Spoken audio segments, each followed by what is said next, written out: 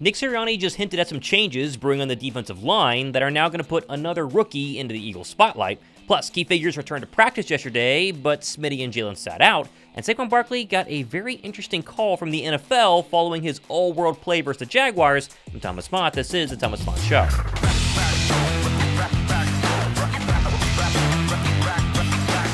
Birds were back at practice yesterday with some interesting developments before flying down to Dallas to take on the Cowboys. First off, Jalen Hurts was there, as you see here. Helmet, pads seemed fine, but did not actually participate in any individual drills and instead simply stretched and watched from the sideline. Thankfully, though, this was a designated rest day for QB1, as Sirianni explained to the media that keeping Jalen healthy after a very physical stretch of games the past few weeks remains priority number one. Again, you try to take care of them. You try to do what you need to do to win each and every football game.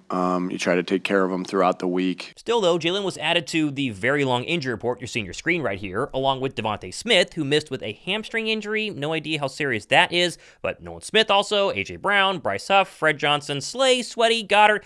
Everybody seemed to be at least somewhat injured on the injury report this week. While this was going on, we also just got news that Philadelphia has brought back Tarron Jackson to their practice squad after releasing him following training camp. Jackson was a 6th-round draft pick back in 2021 from Coastal Carolina and honestly pretty decent at times. Bounced back and forth between the practice squad and the active roster, was of course on the NFC Championship squad in 2022, also played in the playoffs that year. But he comes back after a pretty impressive training camp. I thought he was going to make the roster, got cut, went over to Carolina, and comes back to add some more depth. Maybe just injury insurance, but I like Jackson. I'm pumped he's back. Also, the winner of the Saquon Barkley Kelly Green t-shirt giveaway from Monday's show is Brandon B870, and I have already heard from Brendan because I commented or replied to his little comment on the Monday show, and he sent me an email, and so Brendan, you'll be getting that t-shirt very soon. Now, the good injury news is that A.J. Brown, officially back at practice, again, as seen here, looks pretty darn good, right? Cutting on that knee, I think overall he's going to be just fine heading into, obviously, a big game versus the Cowboys,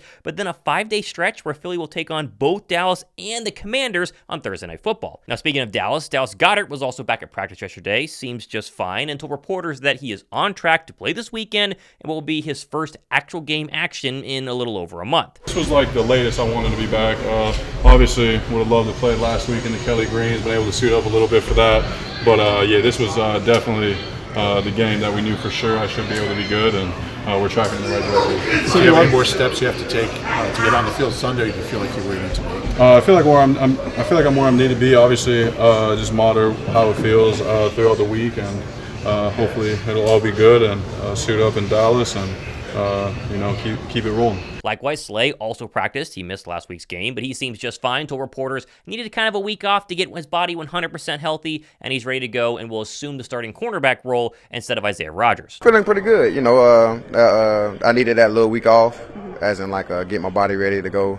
We've got a big stretch coming up with Dallas game this Saturday, then we play on Thursday night. So 2 games in 5 days, that's pretty tough on the body. So it was good. It's a good timing for me to take that and make sure I could be ready to go Sunday and Thursday. But the one injury I'm very curious about going forward is Bryce Huff, who apparently injured his hand during pregame warmups of the Jaguars game and then still only played 6 snaps in that game, which of course was right before the trade deadline, resulting in trade speculations galore, and obviously those didn't materialize, but Nick Sirianni sort of defended Huff during his press conference yesterday, but really heaped some praise on some other guys looking to steal his spot. Yeah, still being in the mix and in the rotation of the rushers. Again, I think the ability to with Jimmy's question of less rush reps for some of those guys. Yeah, it's a one part of it is that we've played a little bit less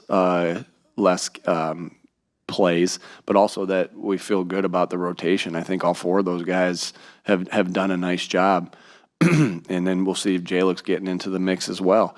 I think he's been doing a good job at practice to be able to go that. So we feel like we have 5 guys in that rotation that can get after the passer, that can crush the edge on the run.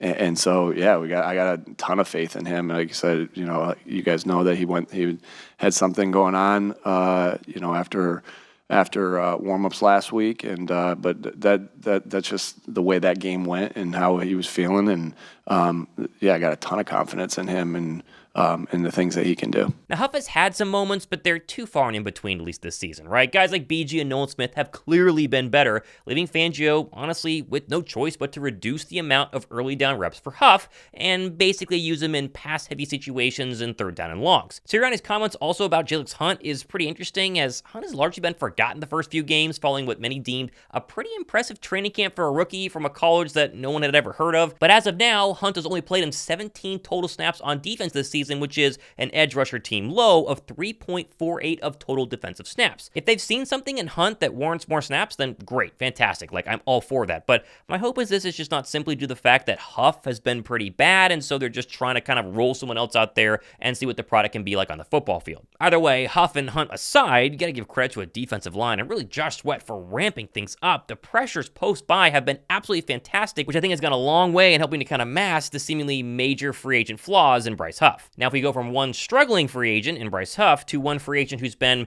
maybe the signing of the past couple of years in Zack Baun, the night and day transition from the Eagle linebacker core last year to what really Baun and Nakobe Dean are doing right now is absolutely incredible. Like, Baun currently ranks as the second highest graded coverage linebacker in the entire National Football League. He's only one spot below future Hall of Famer, wait for it, Fred Warner. I mean, just watch the film breakdown here of Zack Baun from Emmanuel Acho and tell me how he doesn't need to sign this guy like instantly to a long-term contract extension. It's real simple. The Eagles got him one in number 53. The Eagles got themselves a dog in number 53. First play of the game. I'm not going to cheat these clips to start it off.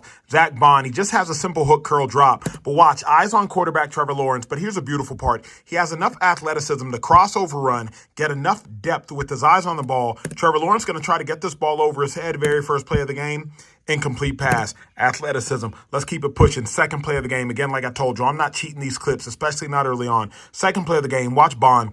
Watch his patience. Boom, patience. Patience. Squares the line of scrimmage. Watch his keeping a base with his feet. Squares the line of scrimmage. Come back. Boom.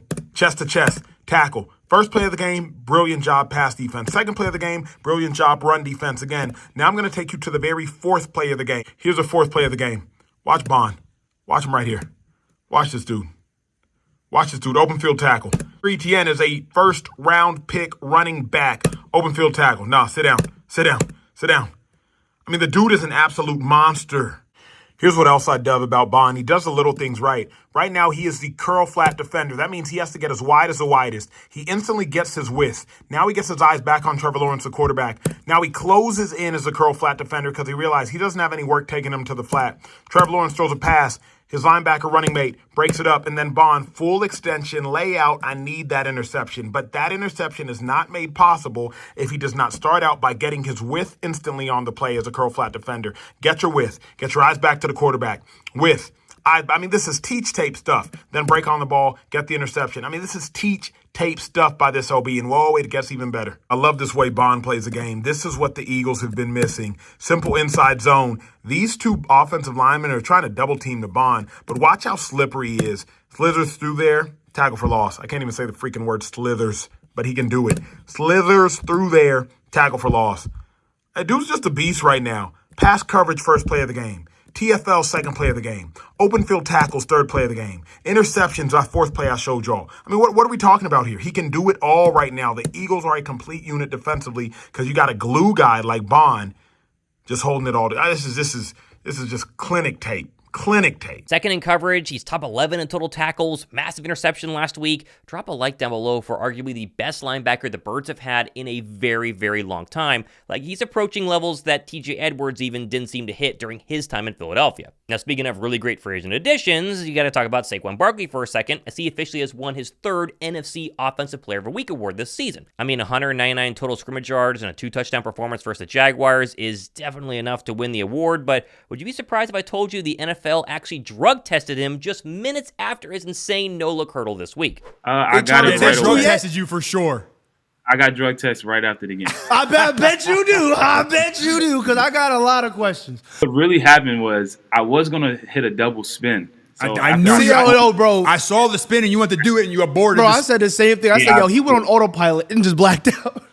I aborted it. So when I spun, I went to spin again, and I just, it's probably going to take away from how cool the play is. I really I thought he was going low. So I was just like, I'm going to be cool if I just jump up. But, my body kind of took over. I said it yesterday, but the Dallas Cowboys have one of the worst, like 28th ranked rush defenses in the entire National Football League. They give up a ton of rushing yards to opposing running backs, and so Saquon Barkley, I would be buying the stock in a big way going into Sunday's matchup. Now, I got plenty more stuff happening the next couple of days and weeks, keeping an eye on any sort of injury updates that'll probably be on Friday's or Saturday's show. Hit that sub button. I think I'm going to have a brand new giveaway at 70K subs. Working on that as well, so obviously if you hit the sub button now, you're automatically entered, but more details to come. I'm Thomas Mott, hanging out on a Thursday. This has been the Thomas Mott Show.